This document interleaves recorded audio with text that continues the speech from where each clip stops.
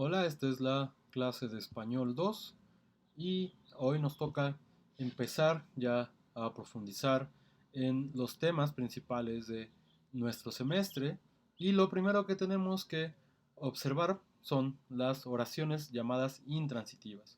Y en realidad para poder profundizar en ellas tenemos que recordar algunos elementos y algunas cosas que ya habíamos visto el semestre pasado, así que en una parte de este video es un poco repetitivo con los elementos del semestre pasado, pero no está de más porque son las bases que debemos tener para poder clasificar y poder observar cómo es que están funcionando las oraciones intransitivas. Entonces lo primero es que hay que recordar que el verbo es uno de los elementos más importantes dentro de la oración. Recuerden que ya estamos hablando de oraciones en este punto y entonces uno de estos elementos que nos va a ayudar a distinguir tipos oracionales es el verbo. Entonces, bueno, es importante justo porque a partir de su significado es posible determinar cuántos y cuáles son los complementos que va a seleccionar. Y esta selección de elementos es justo lo que nos va a ayudar a distinguir entre tipos de oraciones. Y también en este sentido, entonces predicado, que es como una definición o una especie de sinónimo en este caso de verbo, se define como la palabra que selecciona los argumentos necesarios para construir una oración. Entonces siempre el predicado verbal, vamos a encontrar en algún momento predicados no verbales, ahorita vamos a ver solo predicados verbales, entonces el verbo va a ser el elemento que va a determinar cuántas cosas van a participar en una oración. Y esto es fundamental para nuestro estudio a lo largo del semestre, es algo que siempre debemos tener en cuenta. Entonces justo este hecho, el hecho de que el verbo seleccione elementos, nos permite clasificarlo según diferentes características. Eh, una de ellas es que el número de elementos que este verbo requiere lo vamos a llamar valencia y esta valencia la vamos a distinguir en 4 casos distintos.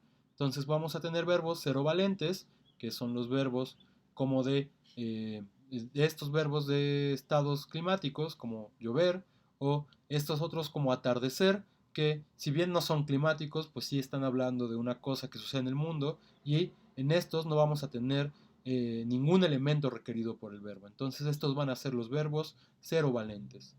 Vamos a tener un segundo grupo que son los verbos monovalentes, es decir, que tienen una valencia de 1. Estos son verbos como correr o morir y solo necesitan un elemento para funcionar. Es importante que vean que estoy hablando de elementos y no estoy hablando de funciones sintácticas. Todavía no estamos llegando ahí. Tenemos verbos bivalentes, que es decir, requieren dos elementos para expresar su significado, que son, por ejemplo, gustar y comer. Eh, Gustar, por ejemplo, a Juan le gusta el chocolate, tiene dos elementos, el chocolate y a Juan. Y comer, por ejemplo, en la oración, el niño come pizza, les dije que la pizza iba a salir para todo, eh, pues justo también tiene dos elementos, el niño y la pizza. Y estos dos son seleccionados por el verbo.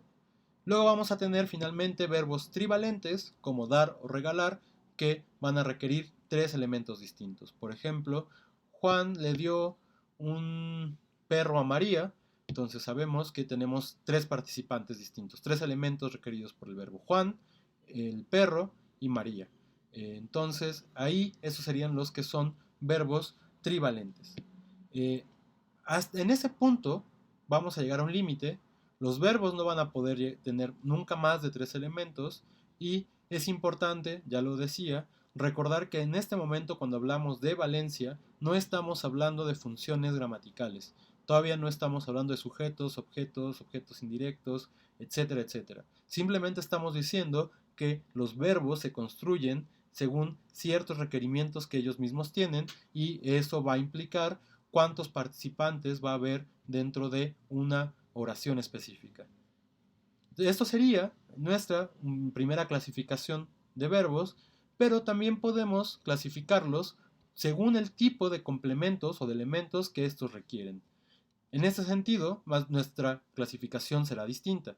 Vamos a hablar primero de verbos impersonales porque carecen de sujeto. Estos no significan necesariamente que no tengan otros elementos como objetos directos, sino que lo que no van a tener es el sujeto.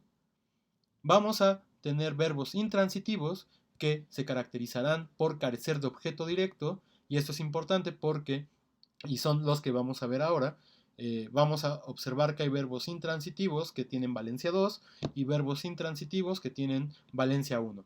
Entonces vemos, y eso es también interesante, que no hay una correlación directa entre función gramatical y valencia del verbo. Es decir, son elementos distintos que en muchas ocasiones, y sobre todo con verbos como en los casos más prototípicos, pueden corresponderse, pero vamos a estar observando que no siempre es así. Y eso, insisto, es una cosa bastante importante.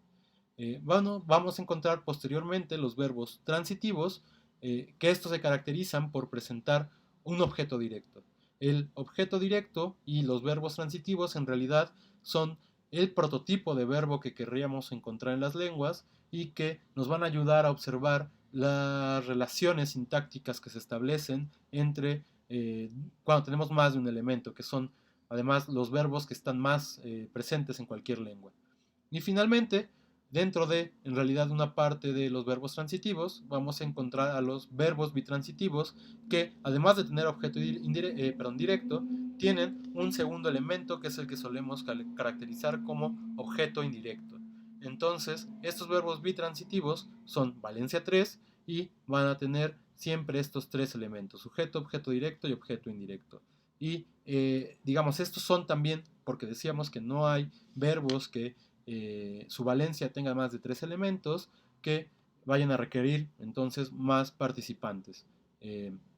Entonces justo es importante ver que en esta clasificación, en esta segunda clasificación, sí estamos tomando en cuenta la función sintáctica de los elementos que requiere el verbo, y a partir de ellos es que estamos clasificándolos. Y como decía, es también importante ver que no hay una relación unívoca entre ambas clasificaciones, de tal manera que una oración como me gusta el chocolate va a haber, es un verbo intransitivo porque no tiene objeto directo, pero es un verbo de valencia 2 porque requiere dos elementos para formar una oración gramatical. Entonces justo aquí vemos que no empatan, pero que es necesario entonces siempre tener en cuenta ambas clasificaciones, ¿no? Por una parte, la cantidad de elementos que requiere el verbo, donde no tomamos en cuenta cuáles son las funciones sintácticas de los elementos, y esta otra clasificación en la cual sí estamos tomando en cuenta esos elementos, ¿no? Entonces, bueno, con este breve repaso, ¿no? Que en realidad la segunda parte de este repaso, es decir, el de las funciones gramaticales, es lo que vamos a estar viendo, ya estamos más o menos preparados para irnos introduciendo a las oraciones intransitivas. Entonces, para distinguir las oraciones intransitivas, diremos que entonces requerimos que éstas tengan un verbo intransitivo. Entonces, justo estos verbos intransitivos van a caracterizarse, ya lo dije, por no tener objetos directos. Generalmente, y más bien, uno de los elementos de estos verbos intransitivos es que uno de, por lo menos, los participantes que vaya a tener va a ser codificado como sujeto. Entonces, por ejemplo, Juan corrió 10 kilómetros, el sujeto es Juan. Juan nació un día que Dios estuvo enfermo. Bueno, también Juan es el sujeto del verbo nacer. Esto nos implica que si estamos diciendo que las oraciones intransitivas tienen un elemento y no es un objeto directo, probablemente el prototipo de estas oraciones lo que tenga sean sujetos. Y por lo tanto es importante poder definir qué es un sujeto. Por ahora vamos a decir que nos vamos a deshacer completamente de cualquier definición nocional de sujeto. Si se acuerdan de sus clases de primaria, generalmente sujeto quedaba definido como es aquel que realiza la acción del verbo o es de lo que se habla en la oración. Estas dos características, que si bien vamos a retomar de alguna manera, ahora lo van a ver, no son las características principales del sujeto, y entonces vamos a requerir de otros elementos para poder hablar de qué es un sujeto en términos lingüísticos. Lo primero es que en términos categoriales, ese sujeto siempre va a ser un sintagma nominal. Es decir, que no vamos a encontrar sujetos que estén precedidos por ejemplo, una preposición o que tengan o que sea una frase adverbial. Siempre, o un sintagma adverbial. Siempre estos elementos de sujeto van a estar codificados como un sintagma nominal. Ahora, eso también es importante porque cuando hablamos de sintagma nominal estamos hablando de categorías y estamos hablando de la estructura interna de un sintagma. Es decir, estamos diciendo, si decimos que es un sintagma nominal, que tiene un núcleo que es un sustantivo. Es solo, y esto si se acuerdan desde el video pasado cuando hablábamos de la independencia sintáctica de una oración, justo este es el tipo de relaciones que van a empezar a cobrar tipos de sintagmas en el momento en que son tomados por la oración y entonces desempeñan diferentes funciones sintácticas. Aquí ya estamos hablando de la función sintáctica sujeto y estamos diciendo que en términos de categorías va a estar expresado por un sintagma nominal. Entonces, por ejemplo, el niño come pizza, el niño es un sintagma nominal que va a ser el sujeto de la oración. Nos vamos a encontrar, y con eso hay que tener cierto cuidado, con construcciones como hasta los niños jugaron póker, donde aparentemente hay una frase prepositiva encabezada por este elemento hasta. Sin embargo, para también observar que son regulares nuestras definiciones, o que estamos adecuando ciertos análisis también a las definiciones que estamos haciendo, si decimos que todos los sujetos son sintagmas nominales, entonces habría que preguntarse qué hace este hasta aquí, ¿no? Y bueno, en este hasta específicamente no lo podemos considerar como una preposición, sino más bien como una especie de modificador a nivel de el especificador de X barra que está modificando al núcleo nominal, que en este caso es los niños. Incluso podemos parafrasear este tipo de construcciones con incluso los niños jugaron póker. Entonces justo ahí estamos viendo cómo estos usos de una aparente preposición no son prepositivos y por lo tanto no están organizados dentro de una frase prepositiva. Y con esto entonces generalizamos nuestra afirmación categorial de que todo sujeto siempre va a ser un sintagma nominal. Luego, configuracionalmente, tenemos que decir que el sintagma nominal, que es este sujeto, es uno de los nodos que parten de la oración. No sé si se han dado cuenta, pero oración es el único elemento que estamos construyendo como si no fuera un sintagma endocéntrico, sino exocéntrico. ¿Por qué? Porque estamos jalando dos nodos desde él para hablar específicamente de elementos que están al mismo nivel del análisis, que son el sintagma nominal y el sintagma verbal.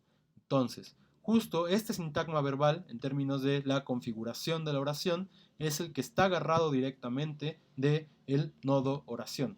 Y esto es otra de las características estructurales de la oración y del sujeto, y que nos van a ayudar a definir que esto es un sujeto. Entonces, desde esta perspectiva configuracional, es uno de los dos nodos que está agarrado directamente de la oración y que lo otro va a ser en oposición el sintagma verbal. Entonces, esto también siempre, el sintagma nominal que esté agarrado de esta posición es lo que estamos caracterizando como sujeto.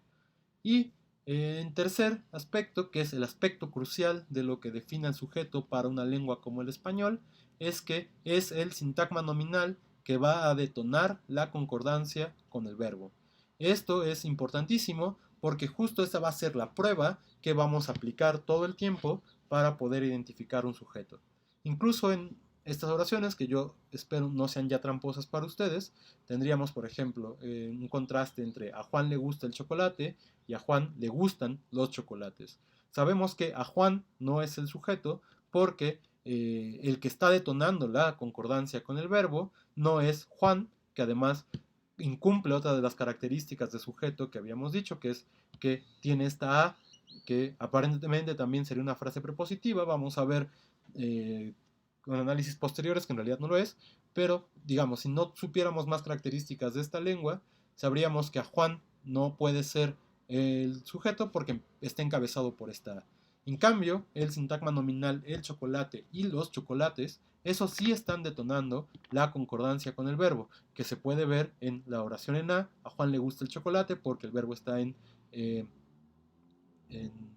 en singular, y en a Juan le gustan los chocolates, sabemos que es en plural porque el sintagma, perdón, que es el sujeto, porque el sintagma nominal, que ahora es un elemento plural, está concordando con un verbo en plural.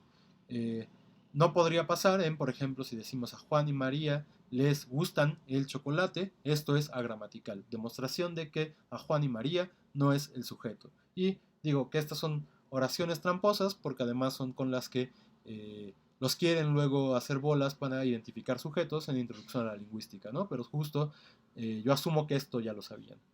Y bueno, entonces, otra característica del sujeto es que en una lengua como el español puede no aparecer manifestado fonológicamente, pero la concordancia verbal casi siempre nos permite reconstruirlo, ¿no? Entonces, si por ejemplo tenemos solo la oración a Juan le gusta, sabemos que el elemento al que hace referencia le gusta es por lo menos una tercera persona del singular porque lo podemos identificar a través de la concordancia dentro del verbo.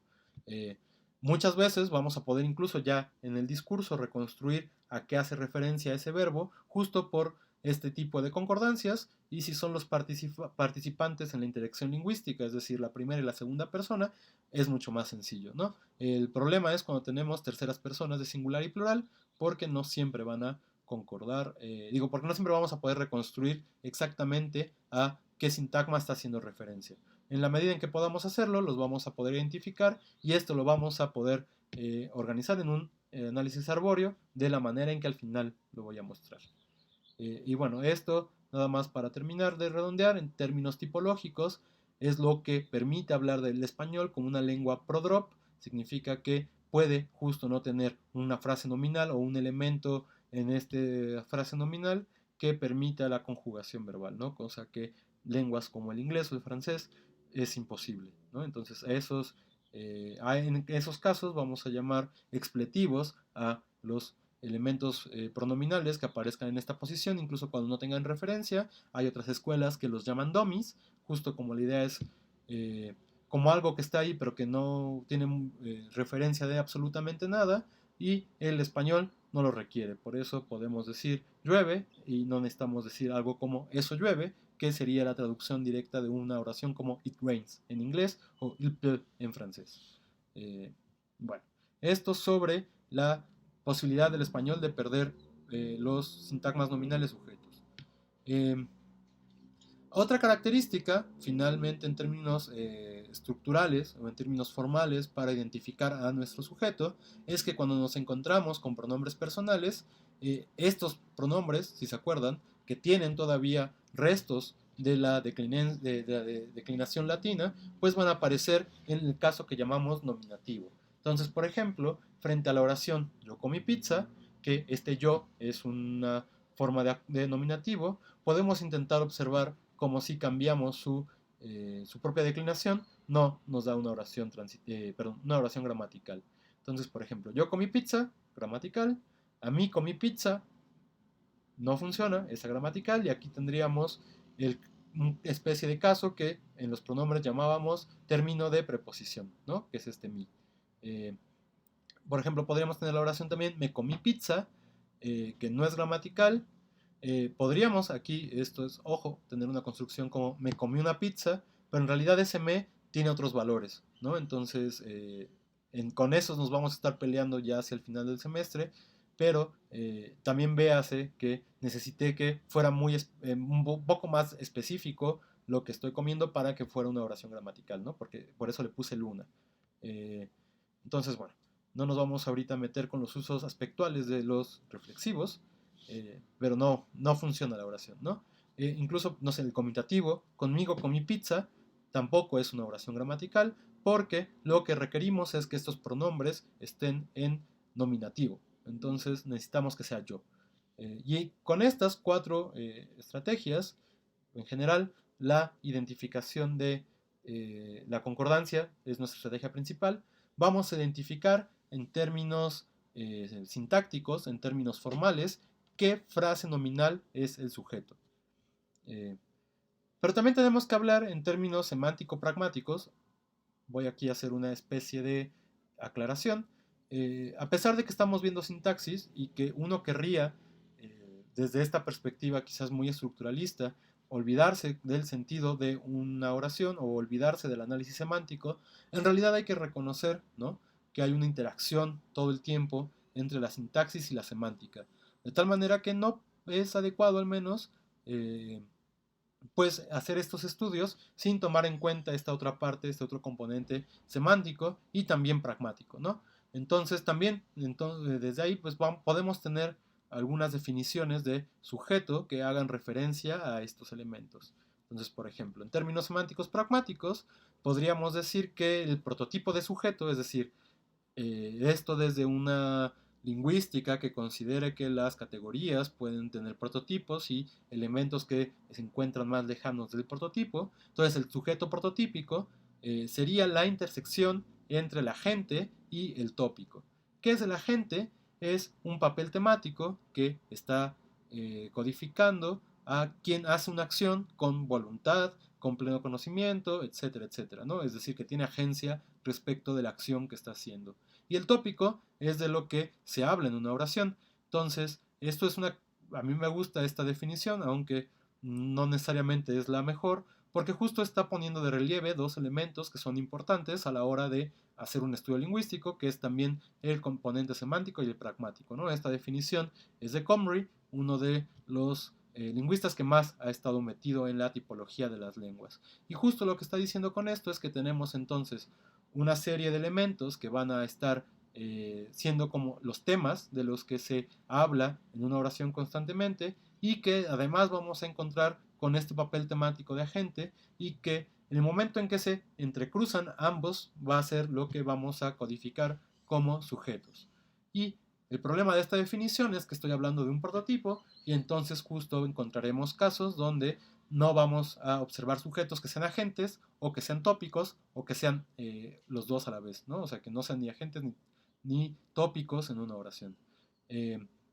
Por lo tanto, debemos también pensar en los otros papeles temáticos que vamos a encontrar cuando estemos hablando de sujetos. ¿Qué es un papel temático? Son significados y etiquetas que están semánticamente en un verbo, o sea, el verbo requiere de ciertos papeles temáticos también para construirse, así como requiere funciones gramaticales, y en este caso no vamos a encontrar, eso va a ser una constante, después vamos a tener una clase por lo menos ya a final del semestre, mucho más cercano al final del semestre, solo de papel temático. Entonces por ahora quedémonos solo con que son estas etiquetas, ¿no? Y algo que vamos a reconocer constantemente es que no hay una relación tampoco uno a uno entre papeles temáticos y funciones gramaticales, ¿no? Entonces, por ahora vamos a pensar que el sujeto en realidad puede tener tres diferentes papeles temáticos. Y sobre todo son los tres papeles temáticos que ahora nos interesan porque son los papeles del sujeto en la oración intransitiva. Entonces el primero siempre va a ser el agente, es decir, el que con voluntad, el que con decisión realiza una acción específica, es decir, otra vez tiene agencia, y por ejemplo vamos a encontrar como en oraciones Juan caminó desde la escuela. Bueno, caminó es una acción que uno decide emprender y que también decide terminar, ¿no? Entonces ahí se ve la característica de agencia de este papel temático. Otros sujetos de las oraciones intransitivas van a ser pacientes. Entonces, por ejemplo, podemos tener la oración, transcurrió mucho tiempo desde entonces y aquí nuestro sujeto va a ser mucho tiempo. Uno no transcurre con voluntad, simplemente sucede, ¿no? Y uno es afectado por este tipo de cosas y es por eso que estos papeles temáticos se llaman paciente. Nótese, por ejemplo, que si decimos en lugar de mucho tiempo, decimos muchos años, el verbo va a cambiar su conjugación, ¿no? Entonces, transcurrieron muchos años desde entonces, ahí es donde estamos comprobando que este elemento en posición postverbal es el sujeto. Y finalmente vamos a tener para las oraciones intransitivas un tercer papel temático de este elemento sujeto, que es el de estímulo. Esto es específicamente con los verbos que son llamados de estado mental o psicológicos o de afección y, por ejemplo, en me gusta el chocolate es el estímulo que detona que el experimentador, que en este caso yo, tenga esta sensación. Entonces justo por eso se llaman estímulos. Y estos también los vamos a poder encontrar codificados como sujeto. Otra vez la oración, a mí me gusta el chocolate, a mí me gustan los chocolates. El momento en que cambia a plural esta frase nominal es que también está cambiando a plural el verbo y ya he dicho y voy a insistir, este es el principal criterio para poder determinar cuál es el sujeto de nuestra oración. Siempre que tengan duda de saber cuál es el sujeto, vean si concuerda o no concuerda con el verbo y si, por ejemplo, de principio no tienen una oración en plural, pluralicen los elementos a ver con cuál el verbo se cambia, ahí van a tener un sujeto, ¿no? Es importante ahora, me voy a detener con estas tres características de papeles temáticos, porque según el papel temático que estemos observando en nuestras oraciones intransitivas, es que vamos a tener ciertas divisiones, ¿no? También de nuestras oraciones intransitivas.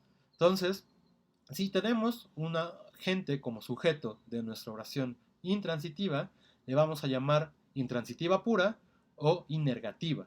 Esto de inergativa lo vamos a ver de dónde viene con más calma en la próxima semana.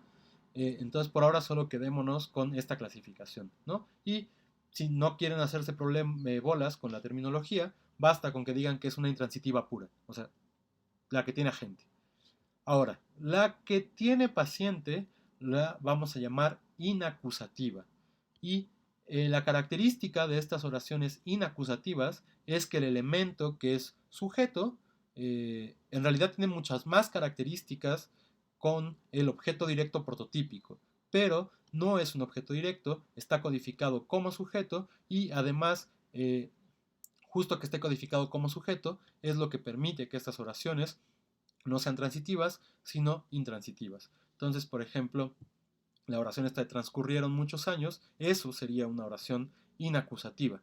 Y otra vez, es sujeto porque este elemento nominal, muchos años, está concordando con el verbo. Y finalmente vamos a tener las oraciones bivalentes en objeto directo, que son estas que tienen estímulo y que son oraciones intransitivas, ¿no? Entonces, ya decíamos, en estos los verbos que permiten estas estructuras son los verbos de estado mental, los verbos psicológicos o de afección, como gustar, encantar, etcétera, que van a requerir entonces un elemento codificado como sujeto, que ya habíamos dicho es el estímulo, y un experimentador que generalmente está codificado como un complemento indirecto o un objeto indirecto, y esto lo vamos a saber conforme vayamos avanzando y veamos las oraciones bitransitivas, vamos a ver con más calma el objeto indirecto, pero digo desde ahora que vamos a reconocer cuando hay un objeto indirecto porque está este clítico obligatorio, le, y el resto de elementos que están en relación paradigmática con él, ¿no? Me, te, le, ta, ta, ta. Bueno, vamos a observar que esta clasificación es importante justo porque nos permite distinguir estos tipos de verbos intransitivos que incluso vamos a poder reconocer por ciertos comportamientos y ciertas pruebas que les vamos a poder aplicar, ¿no? Entonces, generalmente el sujeto, cuando se encuentra antepuesto al verbo, es decir, cuando primero aparece el sujeto, como en Juan corrió, ese es prototípicamente el agente. Aquí hay una especie de interacción rara, ¿no?, con la pragmática, y justo es pertinente en este momento la definición que decía hace unos minutos de Comrie, porque justo generalmente el elemento que está en posición preverbal es el tópico de la oración. Entonces, si estábamos diciendo que una de las características del sujeto es que es tópico, entonces justo va a aparecer en la oración la mayoría de las ocasiones en posición preverbal. Sin embargo, nos vamos a encontrar con sujetos que prototípicamente van a aparecer en la posición postverbal, y esto es justo una de sus características de no ser ni tópico ni agente. Y justo son en los verbos tanto de experimentación o de estados mentales, como en los verbos inacusativos, donde vamos a encontrar esta posición.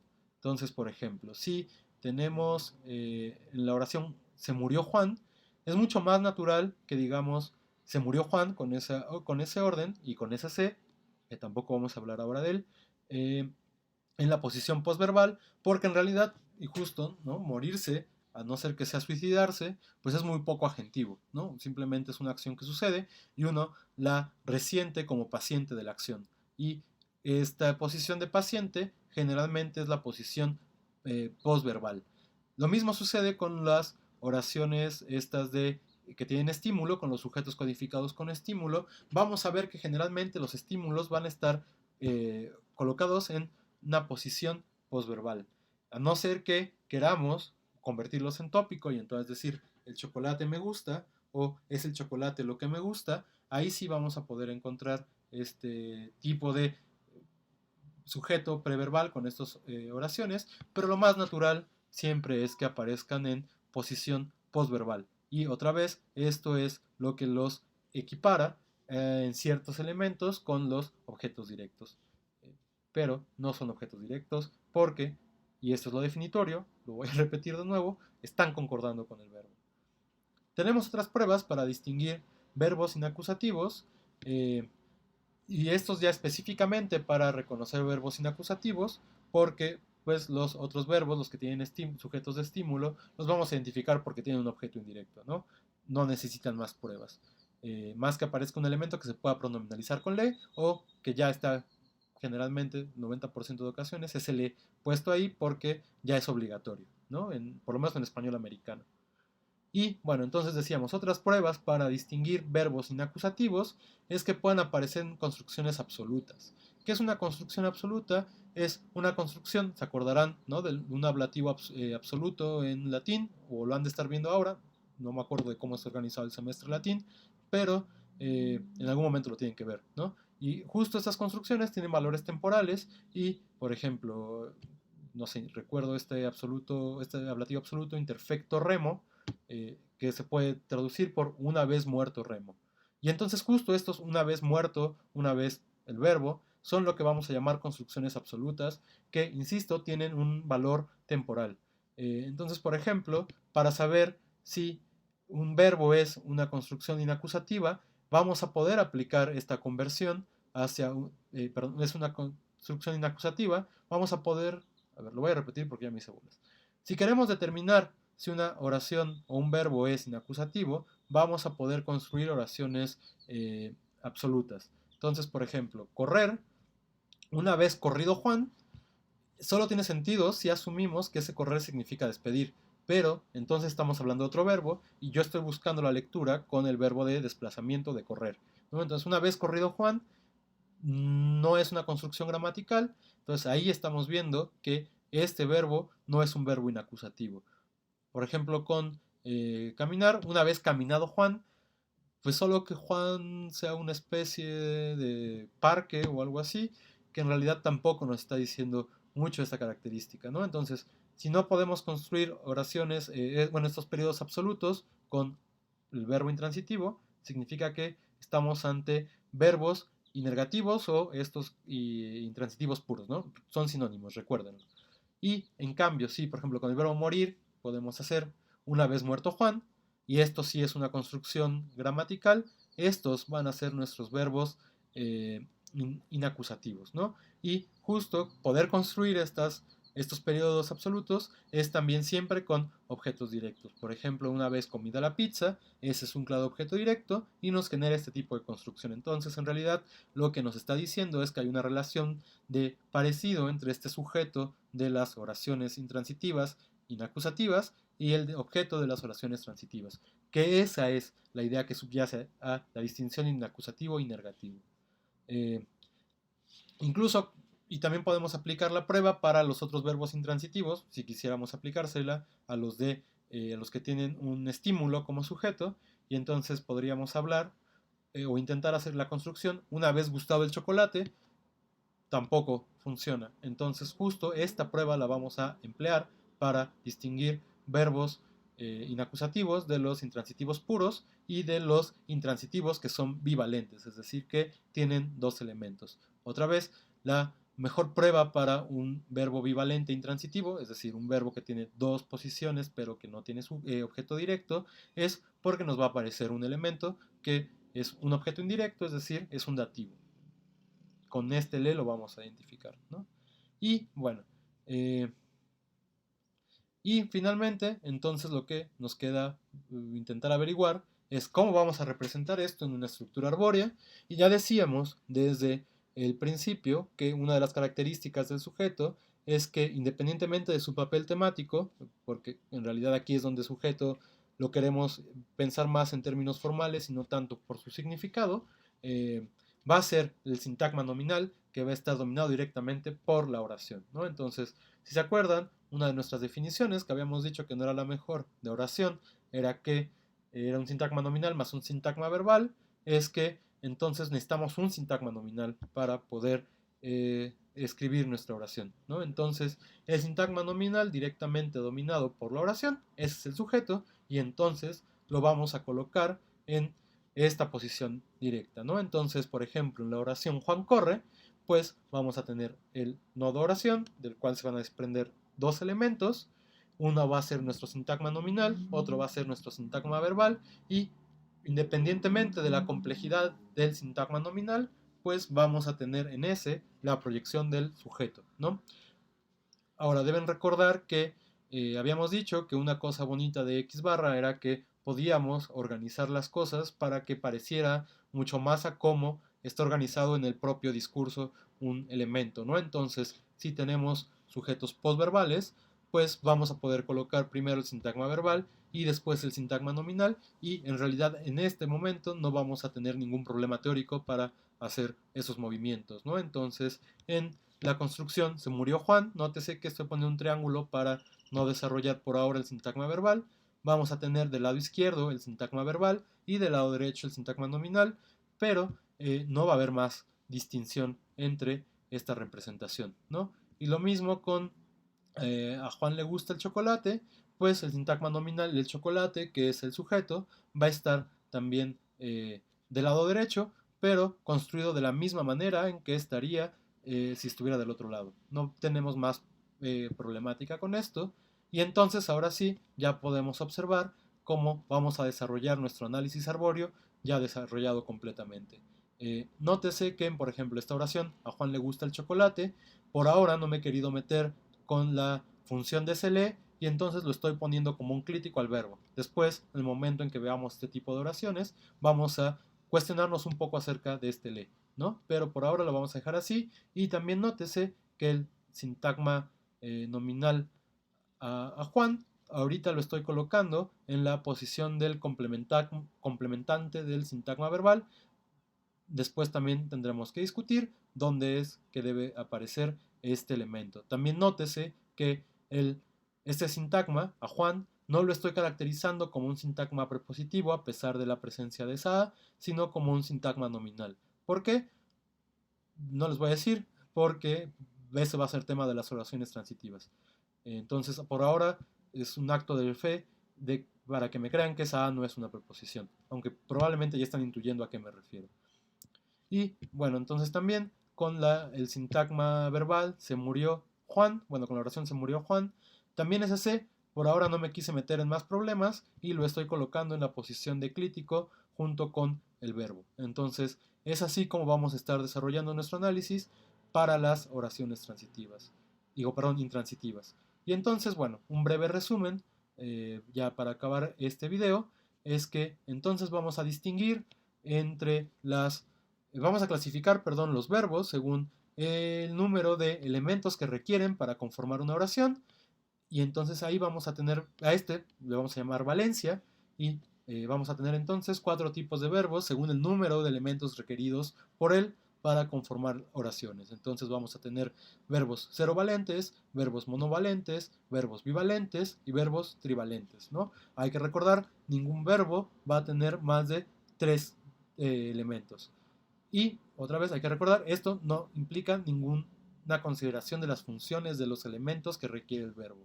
Y según, ahora sí, el tipo de funciones que van a desempeñar estos elementos, vamos a distinguir entre otros 4 tipos verbales por ahora. Verbos impersonales, verbos intransitivos, verbos transitivos y verbos bitransitivos.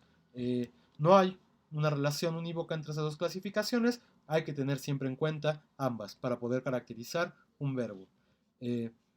Entonces los verbos intransitivos son los que carecen de objeto directo, esa es su particularidad, no tienen objeto directo y vamos a encontrar entonces que hay verbos intransitivos monovalentes y verbos verbos intransitivos bivalentes. Los verbos intransitivos monovalentes los podemos distinguir en dos categorías, a su vez, que son los verbos intransitivos puros o inergativos y los verbos intransitivos inacusativos o solo inacusativos. Los verbos intransitivos puros van a tener como papel temático del elemento sujeto un agente, mientras que los verbos inacusativos van a encontrar un paciente en términos de papel temático en el elemento que está clasificado como sujeto, ¿no? Y entonces ya vimos, hay pruebas para poder distinguir entre uno y otro. Sobre todo, los inergativos o intransitivos puros, sujeto a principio en posición preverbal, los inacusativos, sujeto en posición postverbal, y además estas pruebas que le podíamos aplicar de la creación de una frase de estos periodos absolutos, como una vez muerto Juan, que solo se puede con verbos inacusativos, mientras que los inergativos o los intransitivos puros no van a poder tener, ¿no? Entonces, una vez caminado Juan, eso es una construcción agramatical. Y entonces, el otro tipo de verbo intransitivo que vamos a tener es bivalente, se caracteriza por tener un sujeto y un complemento indirecto, ¿no? Y estos verbos, además, específicamente el sujeto es un estímulo y esto significa que es de donde viene lo que produce una sensación y justo por estos verbos que tienen este tipo de construcciones se llaman de afección o o cognitivos o psicológicos porque pues es una experimentación que se da dentro de la cabeza de los hablantes, ¿no? Entonces, a Juan le gusta el chocolate es estímulo y va a aparecer también en posición postverbal más el elemento que funciona como un complemento indirecto, ¿no? Y entonces decíamos que finalmente para saber que es un sujeto, ¿no? Que entonces nuestras oraciones intransitivas tendrán siempre un sujeto, hay que identificarlo a través del elemento que está concordando eh,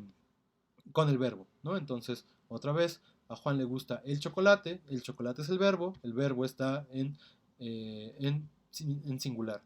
A Juan le gustan los chocolates el verbo, lo sabemos porque el verbo está en plural, ¿no? Y bueno, además hemos hablado brevemente de otras características de los sujetos como ser este entrecruzamiento entre agente y tópico. Ya vimos que no solo el agente es el papel temático que puede cobrar el sujeto y además otros elementos más estructurales de este elemento que va a ser el sujeto es que va a ser siempre un sintagma nominal, va a concordar siempre con el verbo y va a ser además el sintagma nominal dominado completamente por la oración, es decir, es el constituyente inmediato o uno de los constituyentes inmediatos del nivel oracional. Y bueno, los árboles, otra vez, es un poco más problemático explicárselos porque no sé cómo crear dinamismo en el video, pero bueno, están las imágenes y yo confío en ustedes que sabrán elaborarlos viendo cómo se hacen en su totalidad. Entonces, esta es la primera sesión de esta semana y tenemos que ver todavía las oraciones transitivas que aparecerán en otro video.